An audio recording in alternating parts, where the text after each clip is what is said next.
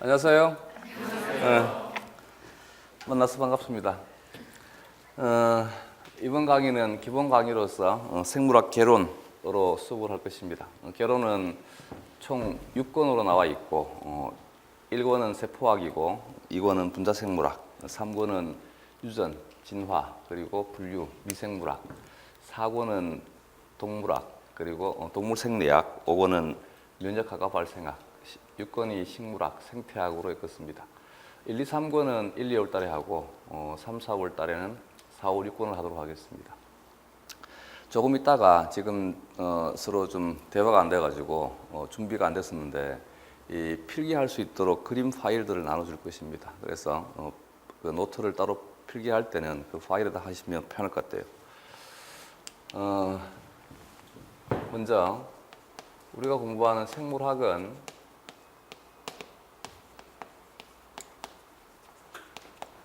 생물을 대상으로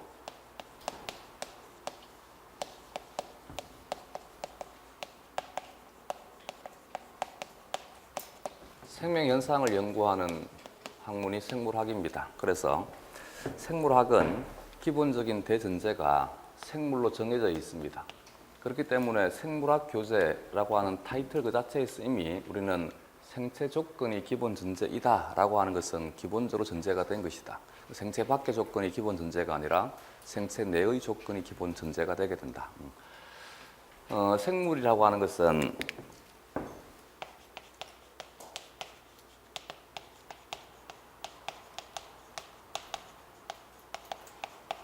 생명 현상을 영위하는 것을 생물이다라고 정의를 합니다. 이때 생명 현상이라고 하는 것은 현재는 생명 현상에 대해서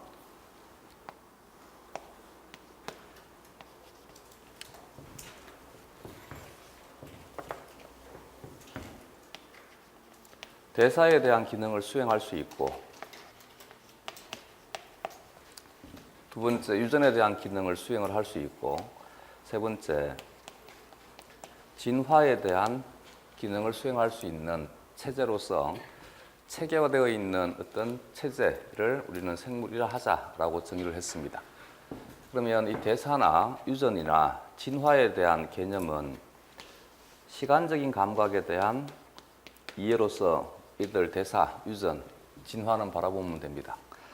먼저 따라서 짧은 시간을 놓고 본다라면 생물이냐 생물이 아니냐라고 하는 것은 대사를 수행을 하느냐 대사를 수행하지 못하느냐, 이것이 생물과 비생물의 차이가 되는 것이지, 대사라고 하는 것은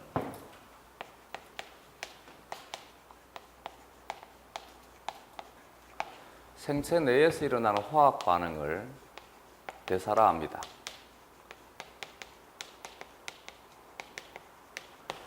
따라서 생물학이라고 하는 것은 결국은 화학의 특이적인 한 분과다라고 생각을 하면 되지, 우리가 다루는 것은 전부 화학 반응에 대해서 다루고 있다. 이때 이 화학 반응이 단순한 화학이면 생물학은 화학의 한 분과일 것인데, 화학과의 차이점이 생체 내에서 일어나는 화학 반응에 대해서만 다룬다는 거지, 대사라고 하는 것이 화학 반응이다라고 하는 것을 인식을 못하는 사람도 너무 많은 것 같아. 대사는 전부 화학 반응이다, 알겠지? 그래서 우리는 생체 내에서 일어나는 화학 반응을 다루는 것이다. 그러면 생체 내에서 일어나는 화학 반응은 생체 밖에서 일어나는 화학 반응, 즉 화학과에서 다루는 화학과 생물학과에서 다루는 대사의 주된 차이가 생체 촉매인 효소를 이용을 한다는 것이지, 효소가 관여한다.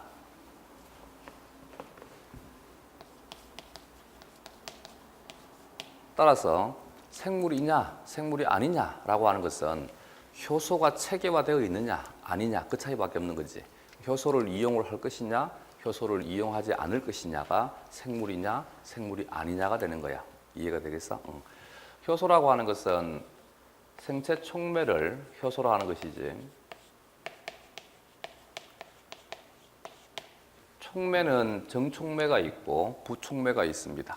정촉매는 활성화 에너지를 낮추어 주는 것이 정촉매가 되고, 부촉매는 활성화 에너지를 높여주는 것이 부촉매가 되게 돼. 생물은 어쨌든 이 화학을 다루는 것이기 때문에 현대의 생물학을 공부한다라고 하게 되면 화학적인 상식이 없으면 힘들다, 알겠지? 내가 최소한 생물 선생이 되고 싶다. 기본적으로 일반 화학 정도는 베이스를 깔고 가야 돼, 알겠지? 일반 화학과 유기화학은 혼자 공부하셔야 됩니다. 그래야지만 현재의 생물학을 다루어낼 수 있다는 얘기야. 옛날처럼 그런 생물학이 아니다는 얘기지. 이해가 되겠지? 물론 원래는 어쨌든 시험을 준비를 해야 되기 때문에 많은 시간들은 당연히 교육학과 생물학에다가 투자를 해야 되겠지만 여유가 된다면 책은 가지고 있을 필요가 있습니다. 공부를 하다가 궁금한 점들은 일반 화학책이나 유기화학책을 보고 찾아봐야지만 진정한 이해가 되게 된다는 얘기지. 막연하게 옛날처럼 단순하게 그냥 외우는 것, 그것만이 아니더란 얘기지. 그 최소한 화학적인 개념들에 대해서는 낯설게 들리면 안 돼. 정촉매나 부촉매가 뭐냐? 그건 좀 심각한 것이지, 그지? 그렇기 때문에 그래서 촉매는 정촉매와 부촉매가 있는데 우리가 사용하는 촉매는 전부 정촉매밖에 없어요. 그래서 생물학 교재에서는 굳이 부촉매란 단어를 쓸 이유가 없는 거지. 왜냐하면 내 몸에 존재하는 것은 전부 정촉매만 있는 것이기 때문에. 어쨌든 생물이라고 하는 것은 생물학이라고 하는 것은 생물 자체가 대전제가 되어버리기 때문에 우리는 생물 범위 밖에 있는 것에 대해서는 굳이 신경 쓸 필요가 없다는 얘기지. 그럼 우리 범위 내에 존재하는 것들은 전부 정촉매이기 때문에 굳이 정촉매라는 단어도 필요가 없는 것이지. 생물학에서 촉매란 곧 무엇을 의미한다? 정촉매를 의미한다는 얘기지.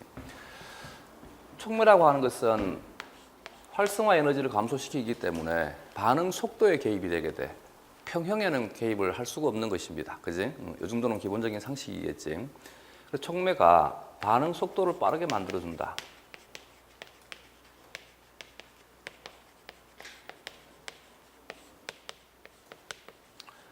반응 속도를 빠르게 만들어줄 때 반응 속도가 얼마만큼 빠르냐면 실제 촉매를 이용하지 않는 상태에서 반응성이 굉장히 큰 입자가 CO2입니다.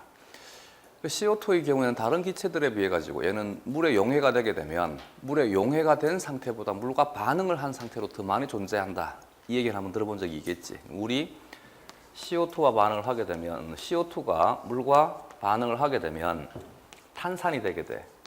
그래서 물 내에 존재하는 형태는 CO2의 형태보다는 뭐가 훨씬 더 많이 존재하게 돼. 탄산의 형태가 훨씬 더 많이 존재하게 되는 거지. 그렇기 때문에 물에 CO2를 많이 녹여주게 되면 물의 pH는 뭐가 될 수밖에 없어. 감소가 될 수밖에 없는 거야. 이 반응 자체는 굉장히 반응성이 큰 반응입니다. 그럼에도 불구하고 이 반응에 효소가 개입이 되게 되면 여기에 관여하는 효소를 뭐라 하지? 그지? 탄산 무수화 요소, 탄산 탈소 요소.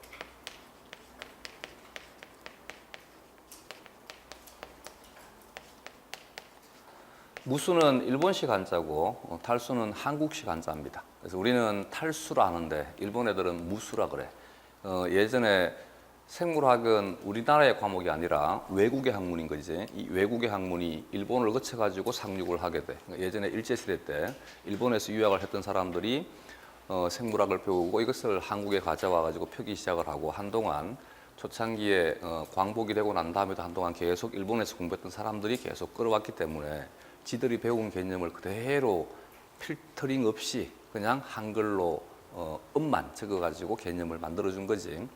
그러다 보니까 요즘은 좀 기분 나쁜 거지. 왜냐하면 지들이 공부하는 것은 이제 일본에서 공부한 사람들이 아니고 다 외국에서 공부한 사람들이기 때문에 와가지고 보니까 일본식 한자 기분 나쁜 거지. 그래서 뭐로 바꾸고 있는 거야? 한국식 한자로 자꾸 바꾸주고 있는 거지. 그리고 이왕 바꿀 바에는 한국식 한자로도 바꾸는데 한글로도 바꾸자인 거지. 예를 들어 가지고 우리가 배울 때는 원구 상순, 원구 배순이라 그랬었는데 요즘은 등쪽 원구 입술이라 하자인 거지. 이해가 되겠지? 이것은 우리가 안고 가야 되는 부담인 거지. 어쩔 수 없는 거죠. 무수는 탈수, 그래서 탄산 탈수 요소라고도 불려지는 것입니다. 탄산 무수화 요소가 관여하게 되면 반응 속도가 거의 한 10의 7승배 정도 이상 빨라지게 됩니다. 반응성이 큰 반응인데도 불구하고 효소가 개입이 되니까 반응 속도가 굉장히 빨라지게 된단 말이야. 그 이외의 반응들은 대부분 다 한 10의 9승배 이상씩 빨라지게 돼.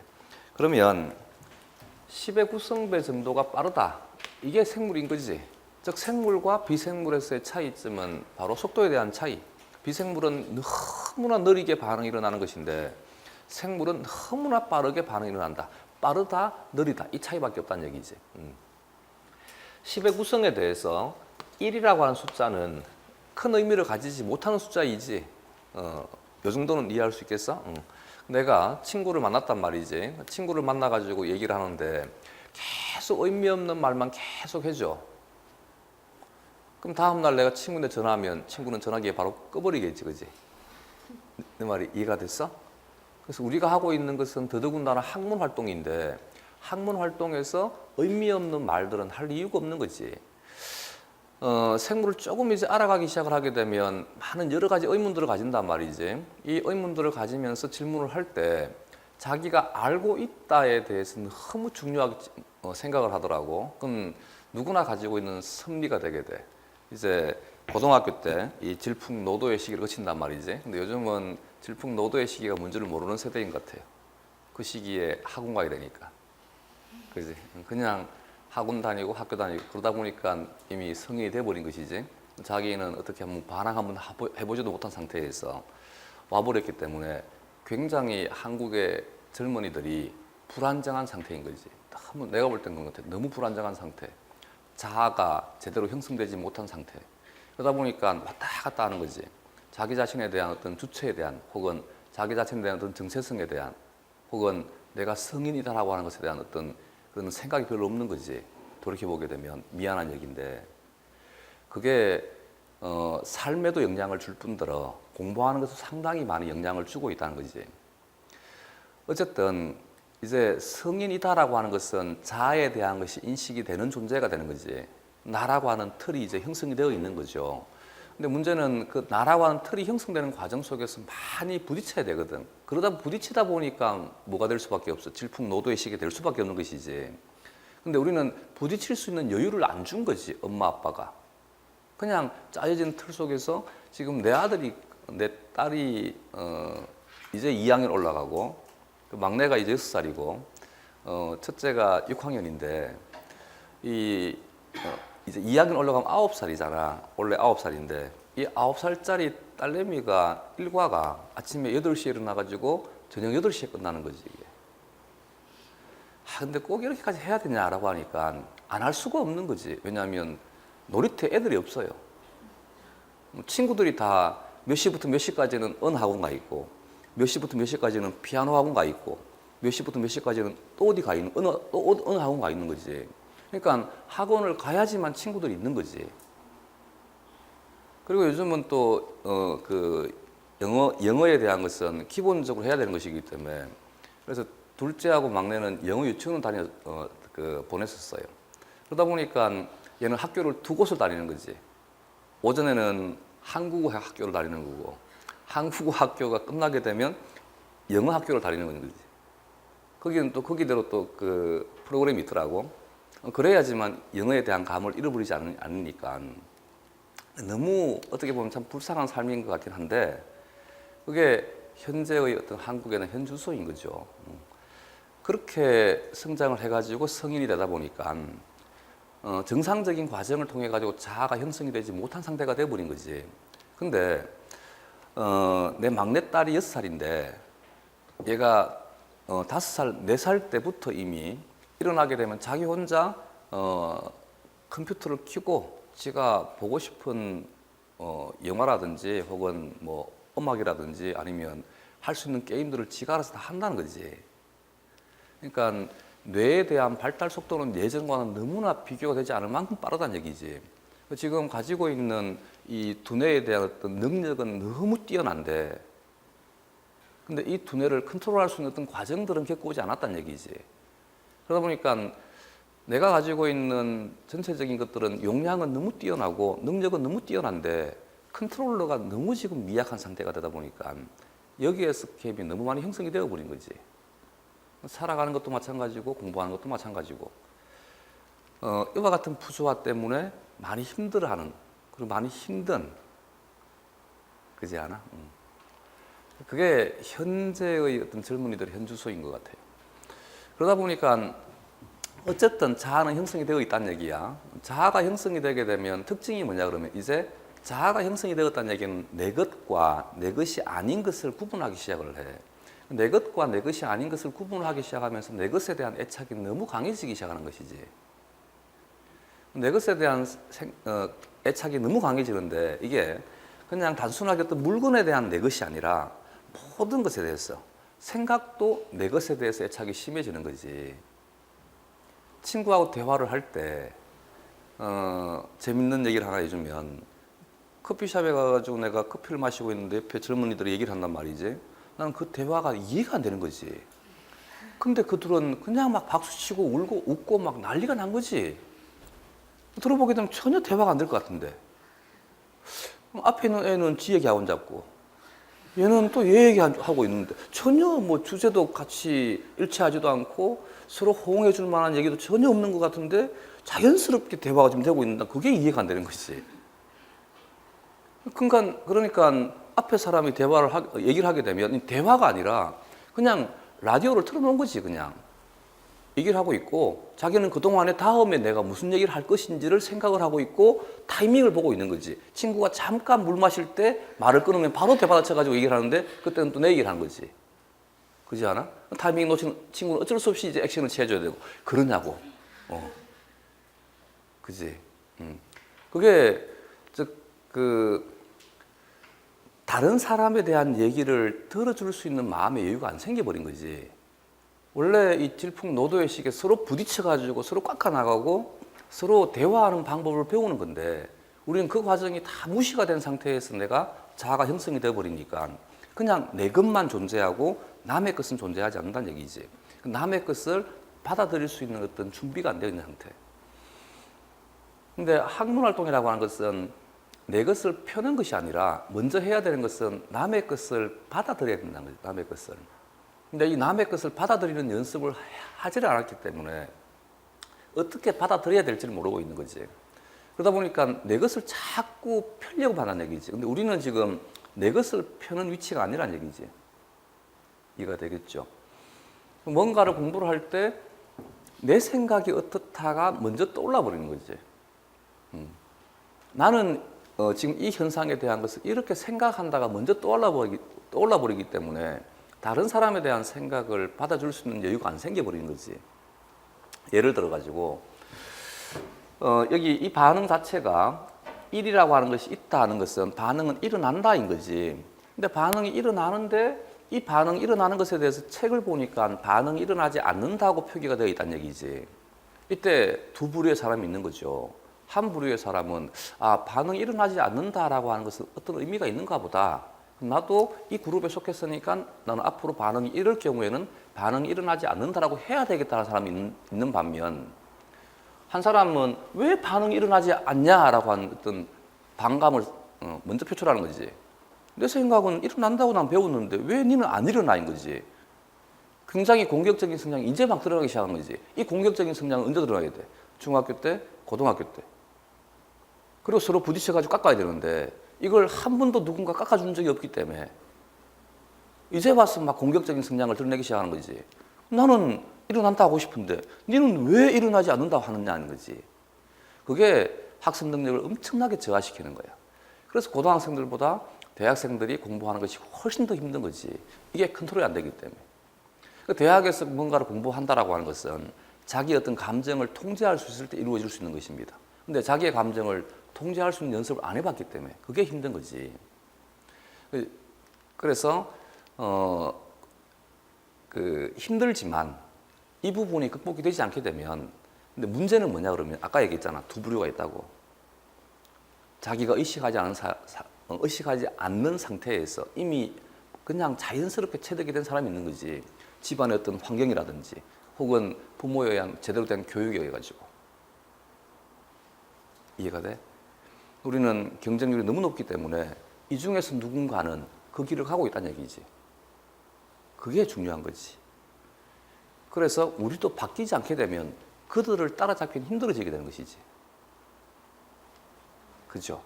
어쨌든 우리는 경쟁을 해야 되는 것이고 앞에 서야지만 된다는 얘기지. 근데 그 앞에 서기 위해서는 그와 같은 과정들을 사실은 언제 겪어와야 된다고? 중학교 때, 고등학교 때 겪어왔었어야 된다는 얘기지. 근데 그걸 하지 않은 상태에서 그들을 따라가는 것은 힘들다는 거지. 그건 아마 조금 더 살다 보면 계속 느낄 것입니다.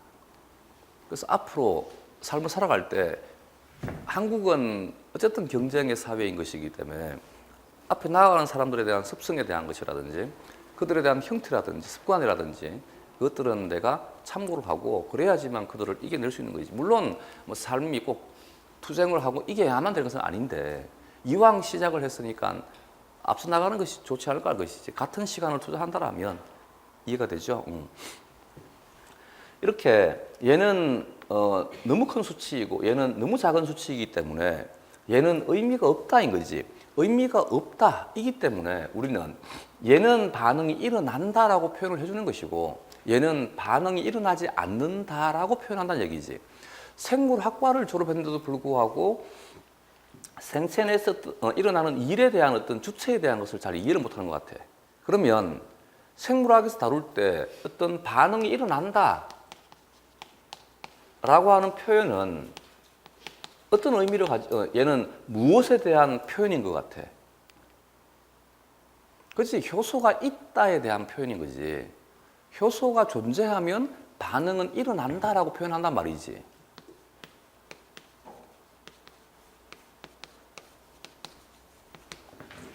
반응이 일어나지 않는다라고 하는 것은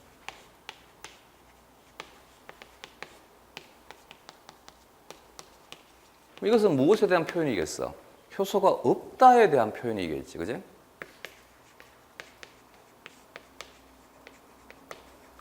내가 조금 전에 했던 얘기를 언제 실감을 했냐면 내가 수업을 할 때 이렇게 수업을 해줬어요. 그러니까 바로 한 학생이 질문을 해. 이 임용 강의장이야. 지가 이제 들었던 풍월은 있고 따지고는 쉽고 그래서 근거를 제시해 달래. 아, 이거 보고 이렇구나 인 거지. 지하고 지가 모르던 무엇인가를 얘기를 하면 기분 나쁜 거지 그냥. 그래서 네 말 내가 못 믿겠다 인 거지. 근거 제시해봐 인 거지. 어느 전공책 어느 페이지에 나와 인 거지. 너무 나쁜 습관. 이해가 돼? 내가 이거 믿어도 될까? 믿으면 안 될까 인 거지. 네가 근거 한번 제시해봐 인 거지. 나는 못 들어봤어. 네 말 참이야 인 거지. 이해가 되겠어? 그게 고등학생이면 중학생이면 그럴 것 같아? 그치? 내 말이 이제 와닿아? 나이가 들어가면서 생기는 정말 나쁜 습관. 그치? 그러면 강의장에 들어왔는데 나를 못 믿어. 왜 들어와? 그렇지 않아? 나를 못 믿는데 여기 왜 왔냐고. 왔다는 것은 서로 믿고 하자인 거 아니야?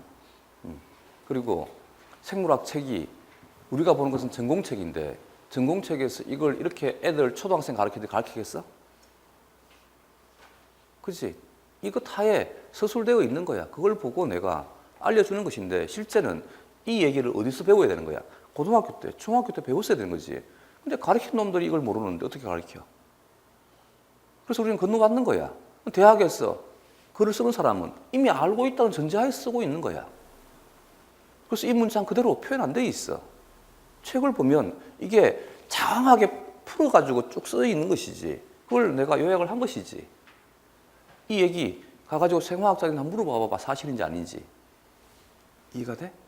그러니까 내가 예전에 들었던 말과 다른 무엇인가가 나오게 되면 먼저 반박하고 보는 거지.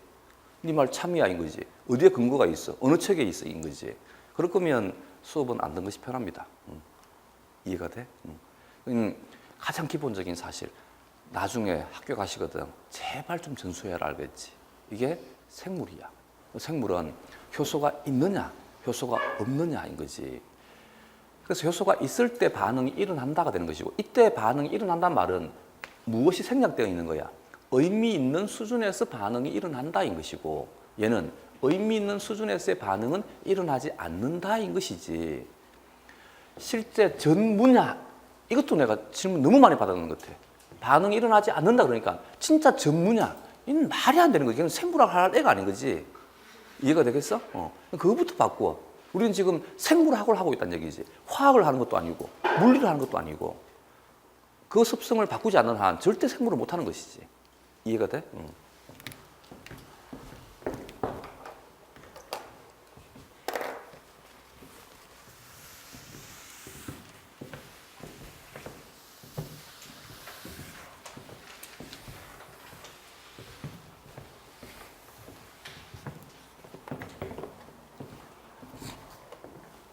굉장히 추상적인 개념이긴 한데 어쨌든 그러면 생명 현상이라고 하는 것은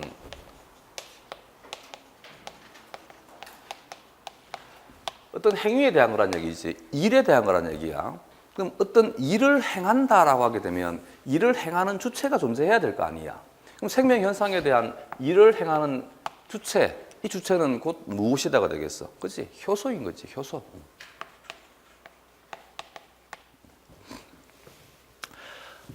물론 이제 그 생물학적인 어떤 일이라고 하는 것이 단순한 화학 반응만을 의미하는 것은 아니라는 얘기지. 내가 지금 현재 손짓을 한다든지 입술을 움직인다든지 화학 반응을 통해서 물리적인 변화를 일으키게 되는 거지. 그래서 물리 반응도 일어나고 화학 반응도 일어나는 것입니다. 그렇기 때문에 생명 현상에 대한 모든 일에 대한 주체가 무조건 효소이다라고는 할 수 없는 것이고, 더 넓게 표현하게 되면 단백질인 거지, 단백질. 단백질이 생명 현상에 대한 일을 하는 존재이다인 거지. 그러면 내가 무엇인가를 스스로 할 때 말을 한다는 말은 말을 하기 위해서 필요한 무엇이 있다가 되는 거야. 단백질이 있다가 되는 것이지. 그래서 앞으로 생명 현상에 대한 모든 것들은 표현이 전부 단백질에 대한 표현이다. 이 단백질이 구체적으로 언급이 되느냐 언급이 되지 않느냐라고 하는 것은 글을 쓰는 사람의 마음인 거지. 이미 이 정도는 기저 배경에서 다 알고 있다고 생각을 하고 저자는 글을 쓰고 있다는 얘기지. 정작 일른 나는 모르고 있는데 이게 문제인 거지. 그러다 보니까 책과 정상적인 대화가 될 수가 없는 거지. 그래서 앞으로 모든 것들은 전부 단백질의 유무인 거죠. 예를 들어 가지고 나는 C세포와 상피세포가 다르다. 뭐가 다르다는 얘기야? 단백질이. 어떤 단백질이? 그럼 몰라. 어쨌든 다르다인 것이지. 이해가 돼? 세포가 발생 과정에서 분화가 된다. 무엇을 분화라 그래? 세포의 구조적, 기능적인 특징이 바뀌는 것을 분화라 한다는 얘기지. 왜 구조가 바뀌고 왜 기능이 바뀌어? 그냥 단백질 바뀌니까. 이게 다란 얘기지. 근데 그 단백질이 뭐야? 그건 얘기할 수가 없는 거지. 왜? 생물마다 다 다르고 조직마다 다 다르기 때문에. 이해가 되겠어? 그럼 단백질이 바뀐다는 말은 단백질이 없는 상태에서 단백질이 생겨야만 돼. 그럼 단백질이 없는 상태에서 단백질이 생긴다는 얘기는 유전자가 발현되지 않다가 유전자가 발현되겠지. 그렇지 않아? 이게 생물이란 얘기지. 되겠죠, 이제. 내가 조금 전에 대사와 유전 진화에 대한 것은 시간적인 감각이라고 그랬어요. 그러면 결국은 생물이라고 하는 것은 대사를 수행할 수 있는 그 생물이란 얘기지. 근데 조금 이제 시간을 길게 연장하게 되면, 즉 짧은 시간을 놓고 관찰을 하게 되면 생물이냐 생물이 아니냐라고 하는 것은 대사 시스템을 구축하고 있느냐 아니냐, 즉 현재 대사를 수행할 수 있는 것이면 생물인 것이고 대사를 수행하지 못하게 되면 생물이 아니다가 되는 거지. 되겠지? 조금 이제 시간을 길게 한번 연장을 시켜보자는 얘기야. 이 생물이라고 하는 것이 시간에 따라서 시간에 대해서 영원하지 않더란 거지.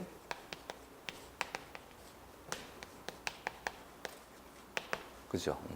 시간에 대해서 영원하지 않단 말이야. 물론 우리가 인식하기에는 너무 긴 시간이긴 한데 지구의 역사가 45억 년이야. 이 45억 년이라고 하는 역사가 나로 봐서는 거의 영원에 가까운 시간인 거죠. 근데 이걸 두고 또 이제 신의 입장에서 바라보게 되면 찰나일 수도 있는 거지. 근데 여기에서 신의 입장에서 뭔가를 얘기하자. 그건 생물학이 아닌 거지. 이해가 되겠어? 그렇게 뭔가를 자꾸 반박을 하기 시작을 하게 되면 서로 대화는 단절될 수밖에 없다는 얘기지. 서로 대화를 할 때 먼저 남의 생각을 수용해 줘야 되는 것이지.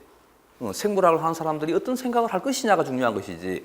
아, 신 당신께서 어떻게 생각할 것이냐. 그건 중요하지 않다는 얘기지. 그건 신학이잖아. 그렇지 않겠어? 그러면 이제 나를 생각을 했었을 때 이 45억 년이라고 하는 시간은 너무나 영원에 가까운 시간이라는 얘기지. 그 영원에 가까운 시간 동안에 계속 시간이 흘러왔는데도 현재 이 시간에 생물은 존재하더란 얘기야. 근데 생물 한 개체는 영원하지 않다는 얘기지. 근데 영원하더란 얘기지. 영원하지 않는 것이 영원하기 위해서는 얘가 가지고 있는 어떤 구조적인 위치나 얘가 가지고 있던 어떤 기능적인 지위를 대신할 수 있는 무엇인가가 계속 그렇지, 대물림 되어야 된다는 얘기지. 존재했어야 된다는 얘기지. 이제 이해가 돼? 그러면 한 개체로부터 얘가 영원히 살 수 없으니까 이 개체가 담당하던 어떤 지위를 다른 개체를 통해서 영위할 수 있도록 한다는 얘기지.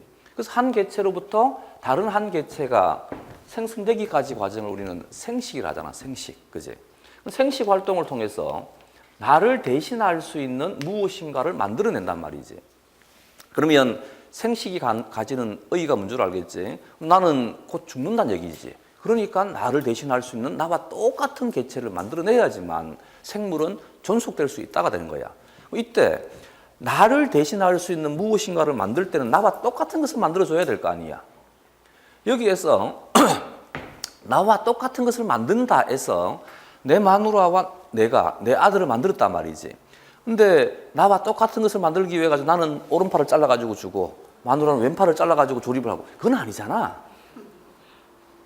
근데 나와 내 마누라가 내 아들을 만들었는데 나는 그대로 존재하고 내 마누라도 그대로 존재하는데 근데 나하고 똑같이 생긴 무엇인가 또 만들어져 있는 거지. 이해가 돼? 그래서 나는 그대로 존재하는데 나와 똑같은 것이 만들어진다는 얘기는 이것이 가능해지기 위해서는 원래 하나이던 것이 두 개가 될 수 있는 기작을 가져야만 된다가 된 거지. 이게 그 왓슨 크릭이 유명한 업적인 것입니다. 이걸 가설적으로 증명을 해준 거잖아. 반보존적 복제. 그러면 나를 구성하고 있는 어떤 물질이 하나이던 것이 두 개가 될 수 있는 무엇인가가 될 수 있어야 된다. 하나가 두 개가 될 수 있는 기작을 가지는 무엇인가가 있다가 되는 것이지.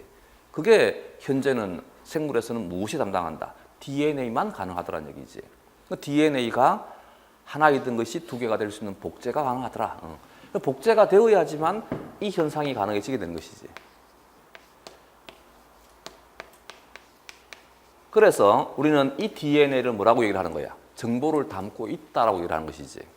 이 가지고 있는 생명 현상에 대한 정보를 다음 세대에 물려줄 수 있다는 얘기지. 이것이 유전에 대한 거야. 즉 유전이라고 하는 것은 생물이 영원하지 않기 때문에 지금 현재 내가 담당하던 지위를 다른 누군가가 담당할 수 있도록 내가 가지고 있는 생명 현상을 남겨서 그대로 물려주는 것. 이게 유전이란 얘기야. 그럼 조금 더 시간을 길게 연장하게 되면 이 유전은 내가 담당하던 지위를 다음 개체가 담당을 해줘야 되기 때문에 나와 똑같은 개체가 만들어져야만 돼. 근데 시간을 더 길게 연장하게 되면 45억 년이라고 하는 긴 시간 동안에 지구라고 하는 이 시스템은 항상 환경이 고정되어 있었던 것이 아니라 계속 끊임없이 계속 바뀌어 왔다는 얘기지. 끊임없이 환경이 계속 바뀌어 오니까 이 환경과 함께 살아가는 존재인 생물도 바뀌어야만 된다는 얘기지. 그럼 나는 그대로 물려줘야 되는데 어떤 여지는 남겨야 돼. 지구가 바뀌는 속도만큼은 바꿔줘야 되는 것이지. 이해가 되겠죠? 그러나 이때 지구가 바뀌는 속도라고 하는 것은 우리가 인지하기엔 너무 긴 시간에 대한 것이지. 그래서 진화에 대한 것은 사실 우리가 감당하기엔 좀 힘든 영역일 수밖에 없는 거죠. 나보다 훨씬 더 상위의 차원이 볼 때는 너무 쉬운 논리인데 나라고 하는 존재가 볼 때는 내가 감당할 수 없는 시간에서 일어나는 것이기 때문에 잘 이해가 안 될 수밖에 없는 것이지. 이 말이 이해가 되겠어? 그래서 나는 내 아들에게 유전 정보를 주는데 정확히 100% 그대로는 못 준다는 얘기지. 뭐를 해줘야 돼? 조금은 바꿔줘야 되는 것이지. 이 바꿔서 물려주는 속도가 무엇과 일치해야만 돼? 지구의 변화와 일치해야 되는 것이지. 그래서 우리는 현재 살아남아 있다가 되는 것이지. 이해가 되겠어? 이것이 생물이다가 되는 것입니다. 어쨌든 생물은 가장 간단하게 표현한다면 대사를 수행할 수 있는 것이 생물이다.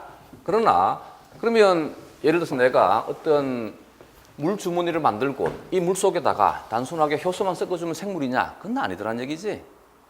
즉 효소를 가지는데 무작위적으로 아무렇게나 가지는 것이 아니고 체계화된 체제를 가져야 된다는 얘기지.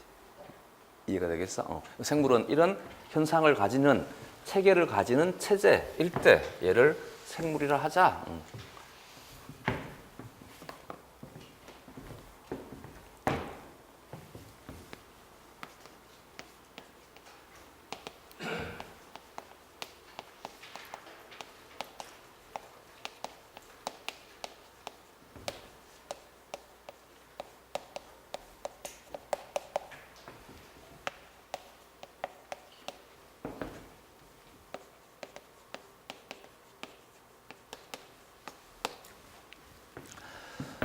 생물을 공부하기 위해서는 기본적으로 국어적인 실력은 어느 정도 뒷받침되어야 하지만 할 수 있습니다. 현재의 생물은 굉장히 위대한 학문인 거지. 화학도 알아야 돼. 유기화학도 알아야 돼. 물리도 조금은 알아야 돼. 수리적인 것도 어느 정도는 다룰 줄 알아야 돼. 그리고 언어적인 감각이 없으면 생물을 하기가 힘듭니다. 생명 현상을 영위할 수 있는 최소 단위가 세포이다인 것이지 모든 세포가 생물이다는 아니지. 아까 생명 현상을 영위하는 것을 뭐라 한다 그랬지? 생물이라 한다 그랬지, 그지? 그러면 세포라고 하는 것은 생물의 최소 단위가 세포란 얘기지. 이 말이 모든 세포가 생물이다는 아니지. 나를 구성하고 있는 상표세포는 생물이 아닌 것이지. 내가 생물인 것이잖아. 이 말이 이해가 되겠어? 근데 집신벌레는 한 세포가 뭐가 되는 거야? 생물인 거지. 한 개체인 거지. 그래서 개체의 최소 단위가 될 수 있는 것이 세포이다가 되는 것이지. 이해가 되겠지?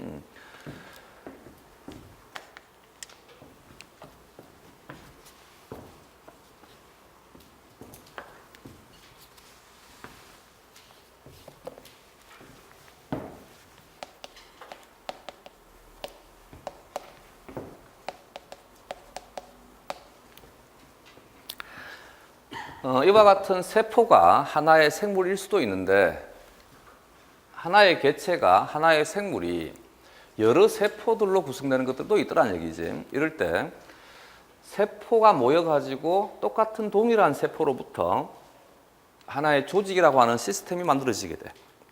이때 조직은 단순한 같은 특성의 세포의 모임만을 조직이라 하지는 않아.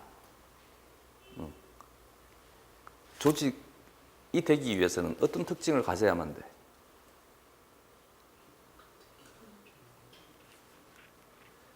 이게 내가 볼 때는 좀 문제인 것 같아. 우리가 공부를 해올 때 가장 기본적인 것에 대해서 너무 등한시한다는 얘기지. 중학교 때, 고등학교 때 단순하게 시험만을 목적으로 우리는 살아온 거지. 그러다 보니까 가장 기본적인 것에 대해서는 관심을 가질 여유도 없었고 가르치는 놈도 강조하지 않았는 거지. 그러다 보니까 그냥 건너가는 거지. 나중에 가게 되면 이게 문제가 생길 수밖에 없다는 거지. 아니, 이건 뭐 크게 문제 안 됩니다.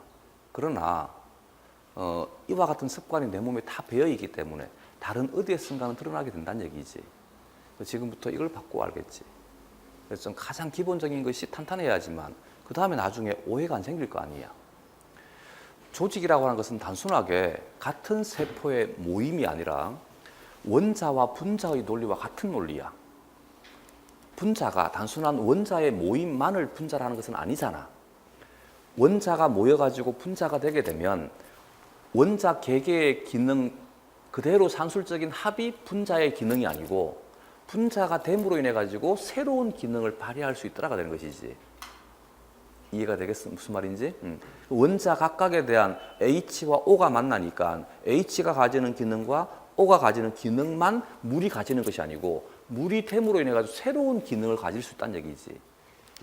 이제 조직이냐 조직이 아니냐 이해가 되겠어? 단순한 세포의 집합이 아니라 단순한 세포의 집합이 이루어짐으로 인해 가지고 세포 상태에서는 드러나지 않던 기능이 세포의 집합이 됨으로 인해 가지고 새롭게 무엇인가를 할 수 있는 능력을 가지게 된다는 얘기지. 이럴 때 이 체제를 뭐라 하자고? 조직이라 하자가 되는 것이지. 이제 이해가 되겠지?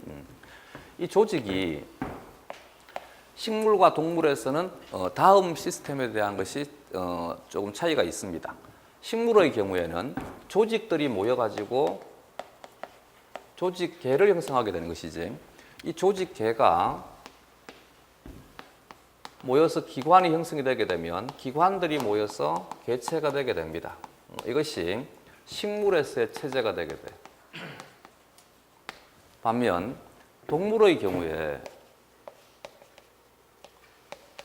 세포들이 모여가지고 조직이 되게 되면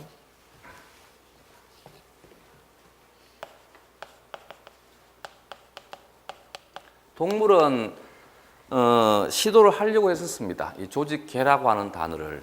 근데 조직계라고 하는 단어를 시도를 하려고 하니까 이게 안 맞더란 거지. 조금 전에 얘기했듯이 조직이 모여가지고 조직계가 되게 되면 조직계로서의 어떤 구조화된 그리고 기능적인 그리고 조직 상태에서는 발휘하지 못하는 새로운 어떤 상위의 기능을 발휘할 수 있어야 되는데 그게 동물에서는 체계화되어 있지 않다는 얘기지. 그래서 동물은 조직계가 없다가 되는 거야. 대신 조직들의 모임을 기관이라 한 거지. 이 기관이 기관계를 형성하게 되고 기관계가 개체를 구성하게 됩니다. 단 여기에서 무조건 모든 동물들은 이 체제를 가져야만 된다는 것은 아닌 것이지. 예를 들어서 해면 동물의 경우에는 단순한 세포들의 모임에 불과한 거지. 그래서 얘는 진정한 다세포성은 아니다라고 얘기를 하는 것입니다. 강장 동물이 되게 되면 이제 겨우 이 정도밖에 안 된다는 얘기지. 그래서 개체라고 하는 것은 여기에서부터 얘가 개체일 수도 있고 세포에 대한 모임이 개체일 수도 있고 조직이 분화가 된 개체가 있을 수도 있는 것이고 기관을 갖춘 개체가 있을 수도 있는 것이고 우리는 기관계를 갖춘 개체가 되게 되는 것이지. 식물에서 조직에 대한 것은 기본 조직을 세 개의 조직으로 구분합니다. 유조직과 후각 조직, 후벽 조직으로 구분을 하게 되지. 유조직과 후각 조직, 후벽 조직은 나중에 식물학 할 때 다시 간단하게 정리를 해드리겠습니다. 유조직은 이들에 대한 차이는 구조적인 것은 물론 기능적인 것 말고 구조적인 것은 세포벽에 대한 것이 가장 큰 특징이 되게 되지. 유조직은 얇은 1차 세포벽으로 구성되어 있는 것이고 후각 조직은 나이가 좀 들다 보니까 세포벽이 비후되어 있는 것이 후각 조직인 것이고 후벽 조직은 2차 세포벽을 가지는 것이 후벽 조직이 되게 되지. 그래서 식물에서 가장 완전하게 분화가 된 상태입니다. 그렇기 때문에 후벽 조직은 어떤 능력을 가질 수가 없어. 분열에 대한 능력을 가질 수 없는 것이 후벽 조직이 되게 되는 거지. 조직계가 되게 되면 식물의 조직계는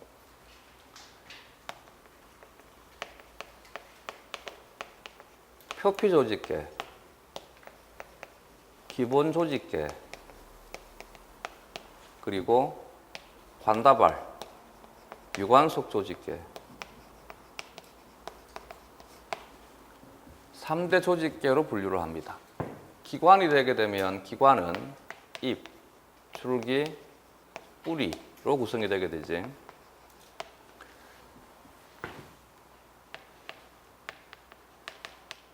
4대 기관이라 하게 되면 꽃을 넣을 수 있는데 꽃은 잎과 같은 기원이기 때문에 꽃은 잎으로 봅니다. 되겠지? 그래서 이 어린 눈, 싹이 형성이 될 때 처음에 싹이 형성되는 과정은 똑같은 거지. 싹이 형성이 되어 가지고 어떤 유전자가 발현될 것이냐 발현되지 않을 것이냐. 대표적인 유전자가 리피가 되겠지. 리피진이 발현되면 얘는 꽃이 되는 것이고 발현되지 않으면 잎이 되는 것입니다. 그래서 잎이 될 눈을 엽아라 하는 것이고 꽃이 될 눈을 화아라 하는 것이지.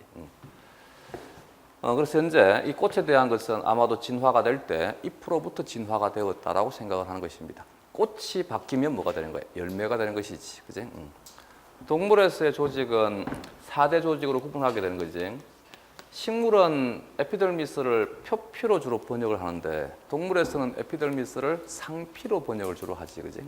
상피 조직. 근육 조직,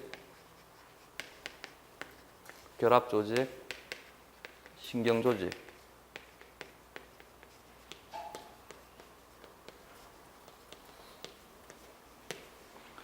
기관에 대한 것은 이름이 너무 많아가지고 다 안 적어도 되겠지? 간, 심장, 위, 소장, 대장, 그지? 기관계에 대한 것도 마찬가지. 이렇게 생물은 체계화되어 있다.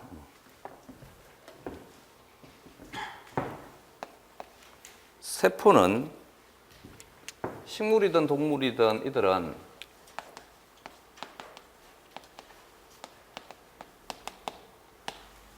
세포 소기관이라고 하는 시스템을 가지고 있다. 그러나 이 세포 소기관은 생명 현상을 영위한다라고는 하지 않더라는 얘기지.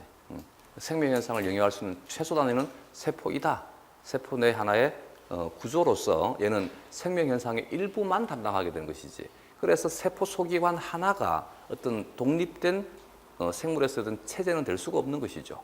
되겠지? 세포 소기관들은 분자로 구성이 되게 되고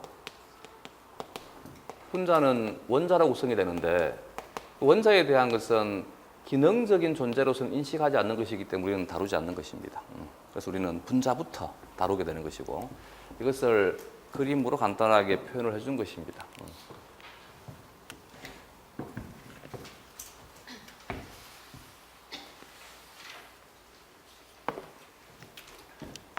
이와 같은 이 개체가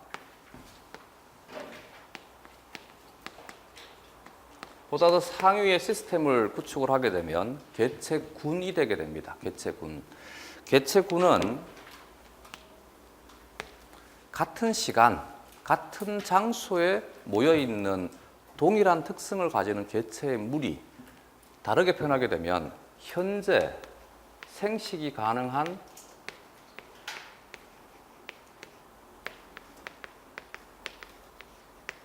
집단을 개체군이라 합니다. 개체군 혹은 같은 동의어로서 집단이라 하기도 합니다. 개체군은 다시 묶어줄 때 생물적 요소만을 생각하는 것이 분류하게 되는 것이고 어떤 기능적인 어떤 시스템으로서 보는 것이 생태하게 되는 거야. 그럼 이 개체군이 생물적 요소만 생각을 하게 되면 현재 생식이 가능한 집단은 개체군. 근데 예를 들어서 서울에 살고 있는 딱정벌레하고 부산에 살고 있는 딱정벌레가 현재는 생식이 불가능하단 말이지. 서로 만나가지고 교미가 될 수가 없으니까. 그래서 다른 개체군이다가 되는 것이지. 근데 내가 두 마리를 잡아가지고 인위적으로 붙여주면 교미가 가능하더라가 되는 것이지. 이게 뭐가 되는 거야? 종이 되는 거지, 종.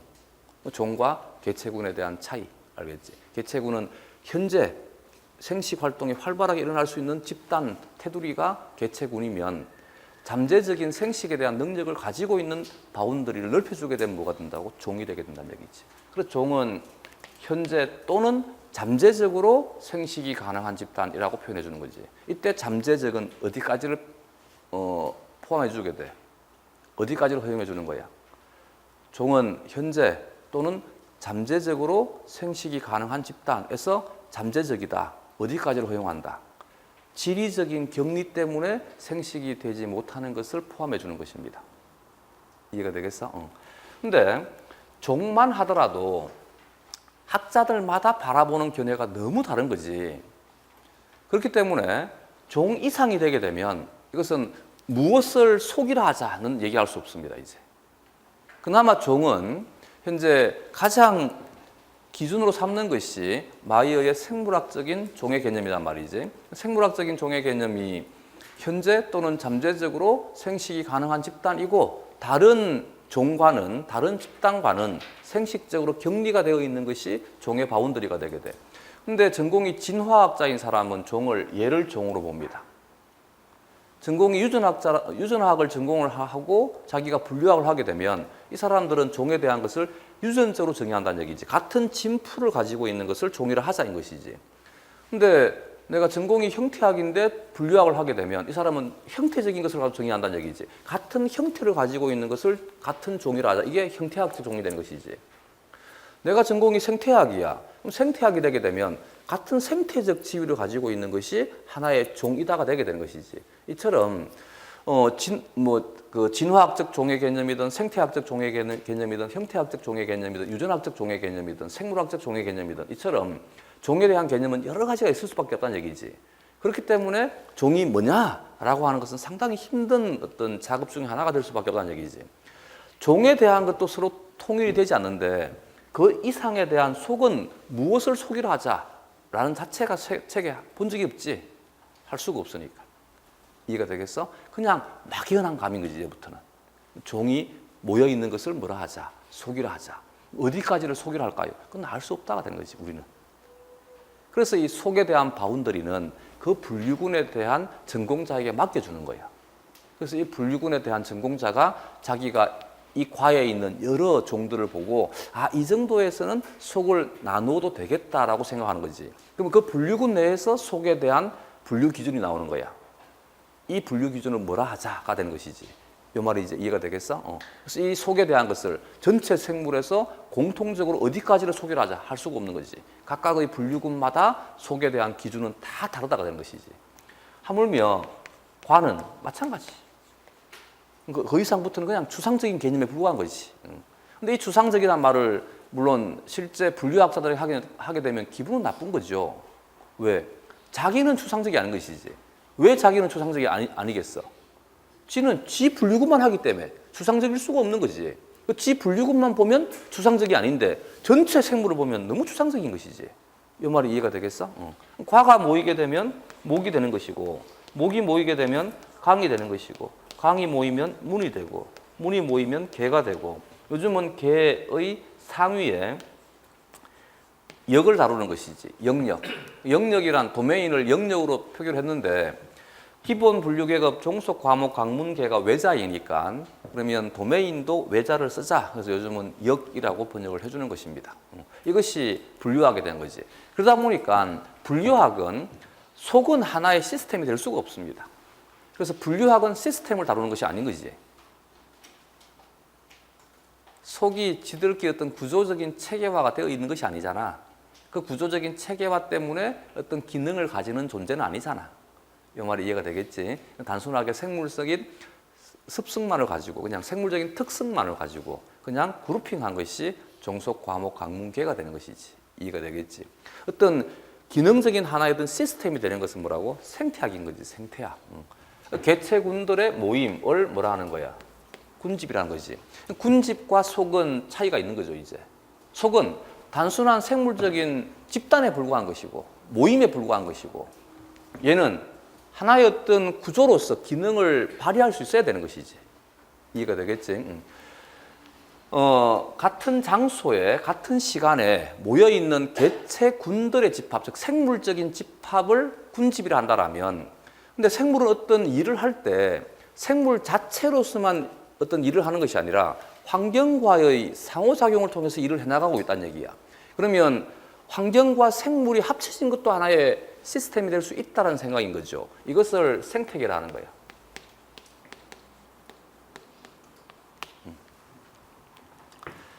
생태계만 하더라도 어느 바운더리까지를 생태계를 할 것이냐 너무 난해한 질문.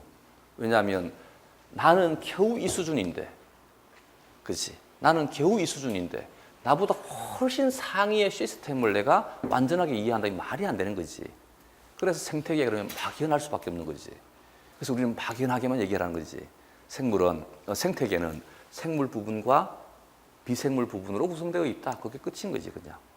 대신 이들은 어떤 하나의 기능적인 단위가 될 수 있다는 얘기지. 그 말이 이해가 되겠어? 이 생태계가 모이게 되면 생물권이 되는 거지. 혹은 생물군계가 되게 되는 것이지. 되겠지. 그 다음부터는 조금씩 차이가 있습니다.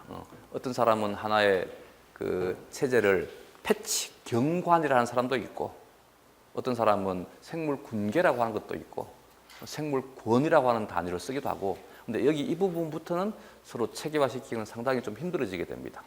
서로 이제 싸움을 많이 하는 거지. 얘를 하나의 시스템을 볼 것이냐, 아니냐인 것이지. 그래서 우리는 그냥 여기부터 주어지는 것은 가장 기본적으로 모델적으로 설명해 주는 것 정도만 기억하면 될 것 같아요. 이거보다 더 상위의 개념은 이제 뭐가 되겠어? 지구가 되는 거지. 그 지구도 가이아라는 단어를 쓰듯이 뭐로 보는 거야? 하나의 유기체로 보고 있는 것이지. 즉 여기에는 단어들은 전부 하나의 어떤 유기체가 될 수 있는 것들인 거지. 유기적인 어떤 체제를 구축을 하고 있고 이 하나의 단위로서의 어떤 독특한 기능적인 것을 수행할 수 있는 체제들인 것입니다. 이해가 되겠어? 이것이 이들 개념에 대한 뜻이다. 시간 참 잘 가네. 그러면 이렇게 해서 간단하게 생물에 대한 오리엔테이션하고 본 수업은 좀 쉬었다 할까? 10분만 쉬었다 합시다.